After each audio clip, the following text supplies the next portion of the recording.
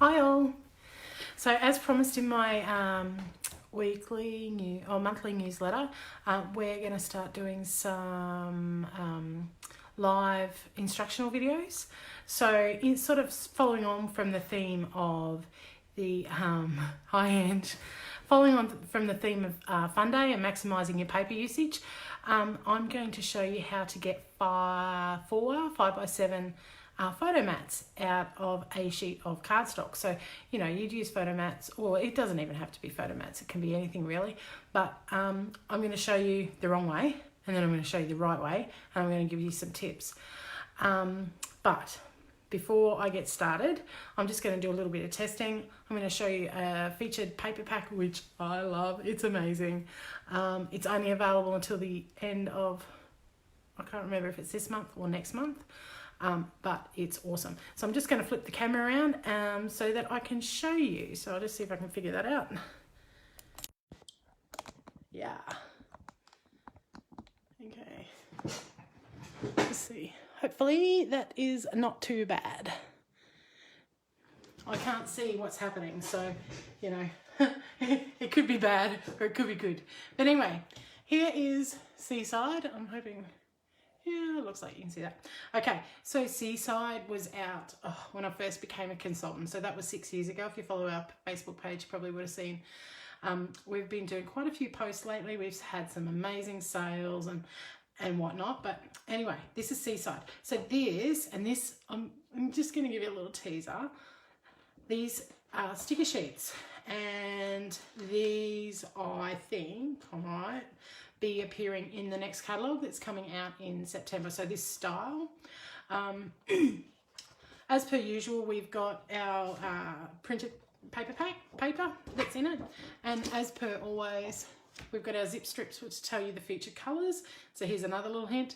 The featured colours for this one is French Vanilla, Glacier, Lagoon, Raspberry, Smoothie, Sweet Leaf and Toffee. And you're saying, okay, I've seen the catalogue, I don't see French Vanilla.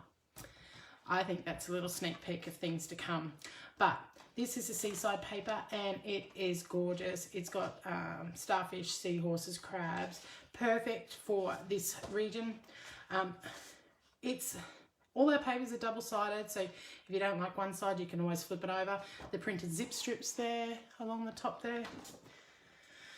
There's 3 different patterns. They're all double-sided.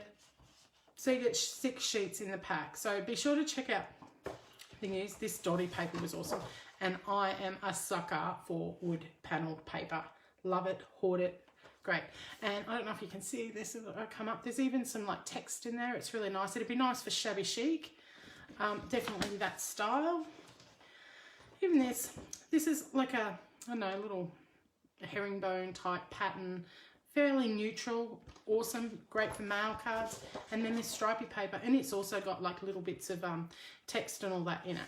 But anyway, getting down to business. You're getting if you're not watching the State of Origin, you're getting a bit of a sneak peek maths class, basically. So what I've done here, and I will type this up properly and share it with you, but is somebody commenting? No, I can't see. Okay, so I'm going to give you a little cheat sheet so you'll know what to do. So down here I've written the paper size. So everything I'm starting out with is a 12 by 12 piece of paper.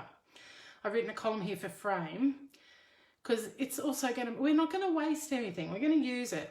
So for a 12 by 12 and to maximise the paper left over, if I want 5 by 7 photo mats, we're not going to cut a frame. And then it's just going to go down. And basically, I'll refer to this as we go through.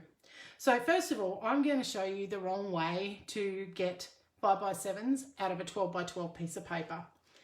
So I'm going to use some craft. I've picked some cheap paper just in case I stuff it up, but I won't. It's all good. So if I was normally cutting some 5x7s out for a kit, what I'd do, I'd go, okay, I'm going to cut 7 inches. And then, whoops, sorry, whoops. It's a bit hard with the tripod. I've got a new thing coming, which will hopefully make it easier to do these videos. But for now, we're going to persevere. So I've just cut my 7 inch, and now I'm going to cut my 5 inches. I want 4, by the way. So that's 2. Okay, so I've already cut a 7, so 5 and 7 is 12, so I've got 5 inches left here. Okay, I'm going to cut my 7. I've got 3 5x7s, and then I've got this 5x5. I think that will be one. Yep, a 5x5, and then I've got this piece of I don't know what.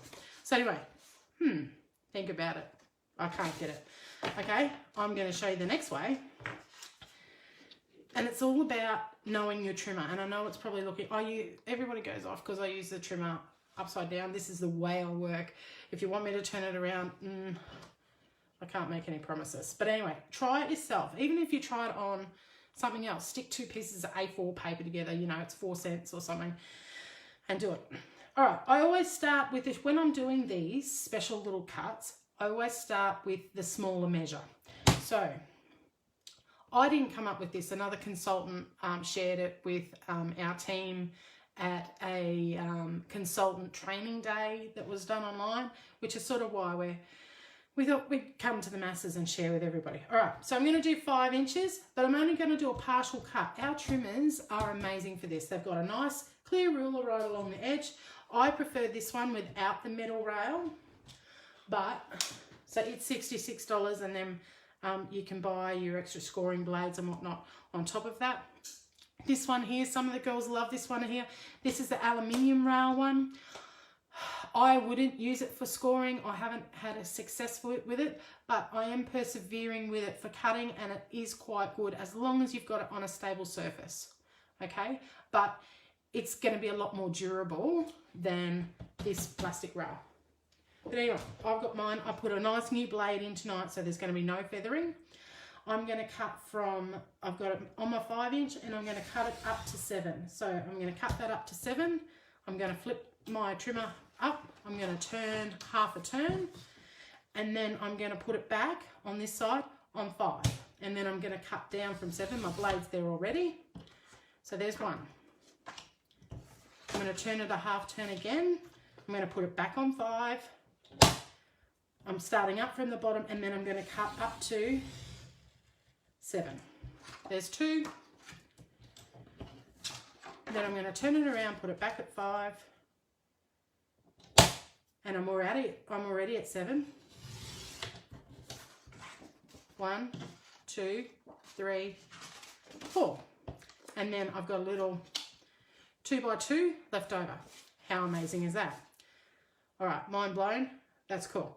All right, I'm going to show you. So that was, I'm getting 4 5x7s. All right.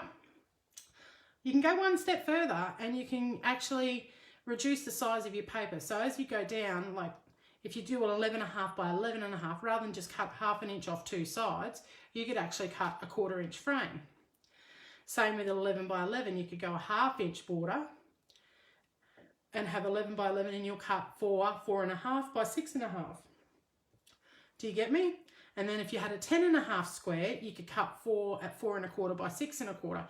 So most of you will know that you can't get like 6 photo mats out of a sheet of paper, or even more of that once you go over 6 inches, because you don't have enough paper left over. You can do small photo mats, but if you're working in mainly 4x6s, 5x7s, you're going to have some issues with paper wastage. So I'm going to show you next. I'm going to show you, what have I already done? I might show you a 1/2 inch border on a pretty piece of paper. And then I'm going to show you something else. All right. So my ultimate goal here, I'm going to end up with a 11 by 11 piece of card left over. So first thing I always do, I cut off the zip strip. So your zip strip, if you didn't know, is 1/2 inch. I'm going to cut that one. And then I'm going to start, hopefully I'm not going to wobble this too much.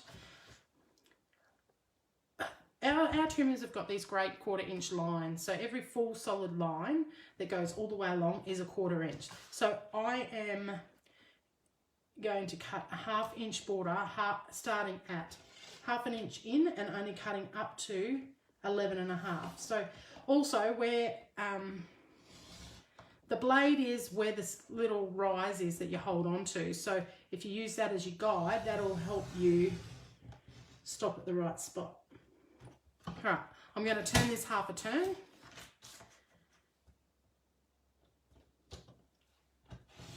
Back down to 1/2 inch from the bottom. Don't go all the way, because otherwise it's going to defeat the purpose. All right, so up here. Oops.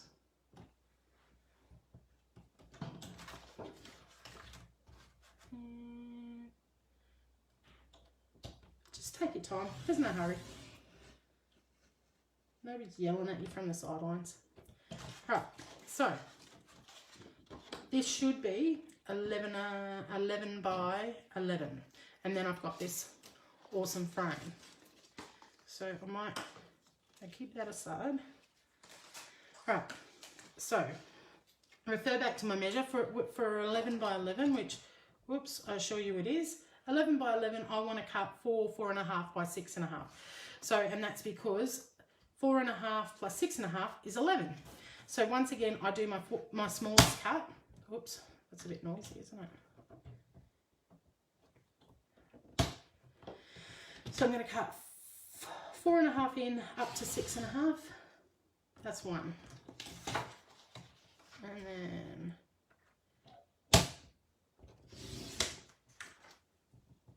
here's the first one.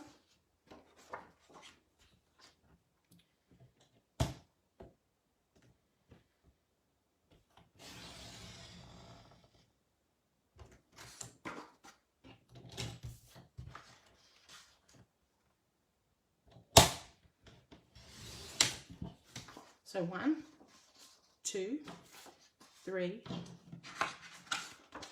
4. So look at that.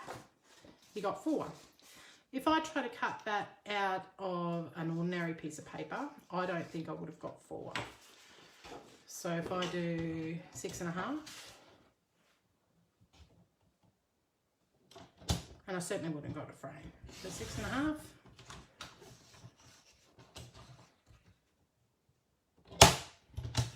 That's one. Oops. I think the most you're ever going to get is 3. And so this piece here would be 5.5. So so it's obviously not 6.5. So I'd have to cut a 4.5.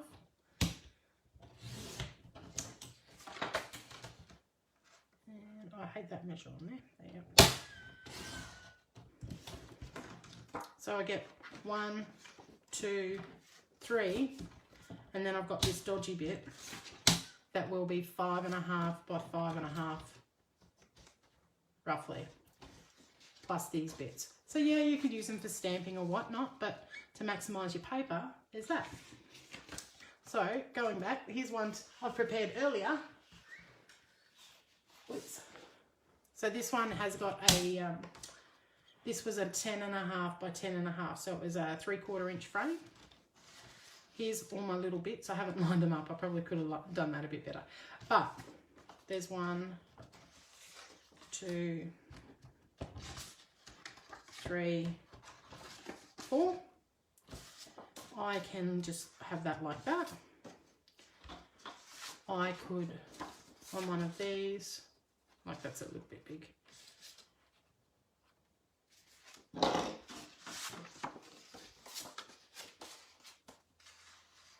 You know, use your little squares, whatever. But anyway, that is the first of our little quick, short crop talk technique-y, cutty things. Has anybody got any questions? I'll just pop up to watch the video to see if there's anyone there who's got questions. No? Hi Donna, hi Carrie. Who else is there? Hi Ange. Hi Carol, hi Sharon. So these are going to remain up on our website. You'll be able to go back and refer to them. As I said, I'll type this up and I'll put that list of measures up there because that might help you. But yeah, it's a little bit of a maths class on footy night. So how amazing. Just one last thing before I go. This is our current catalogue. It finishes at the end of August. So anything in here that you'd like to get your hot little hands on, I would jump in as soon as possible because stuff will sell out. Thin cuts sell out all the time. Who took advantage of the amazing thin cut sale this week? Oh my goodness, it was fantastic. I believe there's a price rise coming as well on some items. There's a lot of the stuff in America with the excise and whatnot has meant that prices need to be passed on to us. It won't be too bad. There's good, there's bad, there's indifferent. But anyway, don't forget to book in for buffets, which is next weekend, I think, the 20th and the 21st.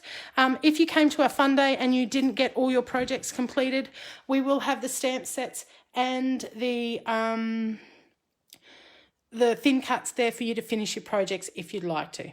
Anyway, thanks for watching. Bye.